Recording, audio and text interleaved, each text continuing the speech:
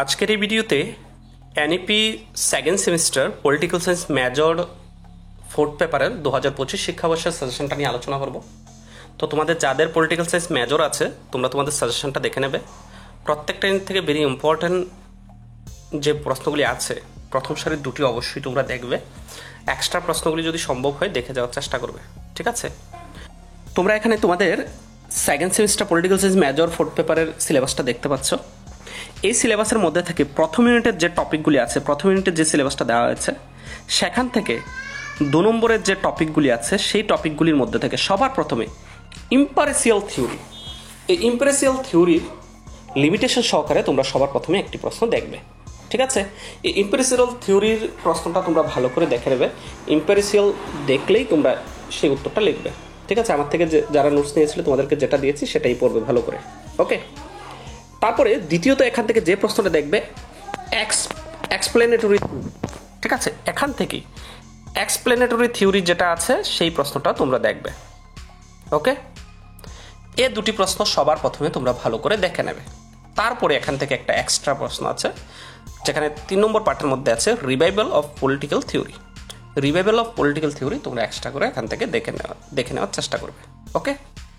এ হচ্ছে তোমাদের প্রথম ইউনিটের গুরুত্বপূর্ণ প্রশ্ন। এখন বলে দিচ্ছি দ্বিতীয় ইউনিট থেকে। দ্বিতীয় ইউনিট থেকে সবার প্রথমে তোমরা যেটা দেখবে, দ্বিতীয় ইউনিটটাকে দুটি ভাগে ভাগ করা হয়েছে। সে দুটি ভাগের মধ্যে থেকে আমি প্রথম ভাগের মধ্যে থেকে প্রশ্ন বলছি। 3টি প্রশ্ন আছে, তার মধ্যে সবার প্রথমে লিবারাল থিওরি অফ পলিটিক্স। এই প্রশ্নটা সবার প্রথমে দেখবে ক্রিটিক্যালি, অর্থাৎ সমালোচনা সহকারে, লিমিটেশন সহকারে, ওকে? 2 নম্বরে যেটা দেখবে feminist theory of politics. Feminist theory of political প্রশ্নটা 2 নম্বরে দেখবে। তারপরে তোমাদেরকে বলবো এখান থেকেও একটা এক্সট্রা কোশ্চেন রাখার জন্য, তা হচ্ছে post modern theories of politics.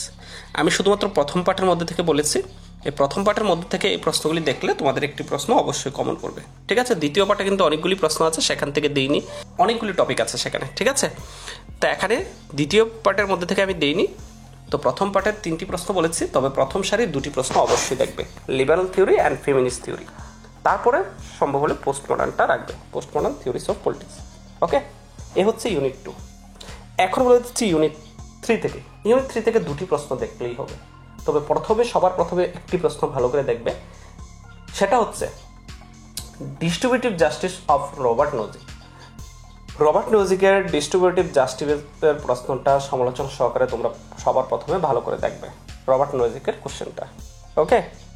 Distributive justice. তারপরে দ্বিতীয়ত তোমরা আরেকটা প্রশ্ন দেখবে রবার্ট নজিকের প্রশ্নটা দেখার পর, তা হচ্ছে নোশন অফ জাস্টিস।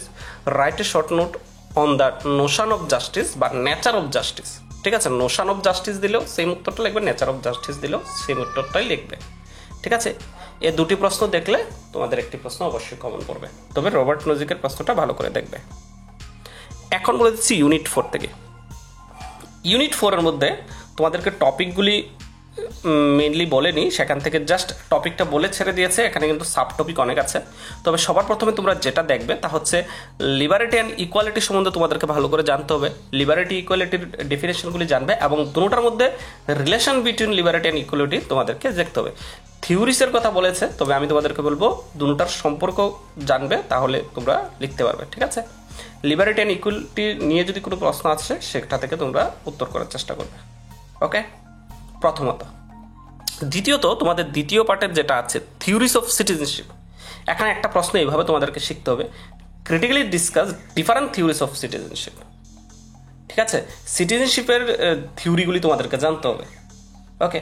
হয়তোবা তোমাদেরকে এখানে থিওরি মেনশন করতে পারে, অথবা মেনশন না করে এইভাবে প্রশ্নটা দিয়ে দিতে পারে। যেমন সিটিজেনশিপের বিভিন্ন থিওরি আছে, liberal theory, social contract theory, Marxist theory, pluralistic theory. এই থিওরিগুলি সম্বন্ধে তোমাদেরকে জানতে হবে, কিছু বৈশিষ্ট্য এবং সাথে লিমিটেশনগুলি জেনে নেবে, ঠিক আছে? আমার থেকে যারা প্রশ্ন নিয়েছিল, উত্তর নিয়েছিল নোটস, সেখান থেকে আমি সেভাবেই তৈরি করে দিয়েছি এই প্রশ্নটা। যদি মনে করো লিবারাল থিওরি অফ সিটিজেনশিপ আসে তাহলে যাতে দিতে পারে, যেমন মার্কসিস্ট থিওরি অফ সিটিজেনশিপ আসলেও যাতে অ্যান্সার করে আসতে পারে, ওকে? তো প্রশ্নটা এভাবে তোমাদেরকে শিখতে হবে, critically discuss different theories of citizenship. এ হচ্ছে তোমাদের second semester political science major fourth পেপারের সাজেশন 2025 এর জন্য।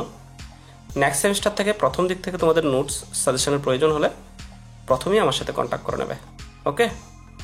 Thank you.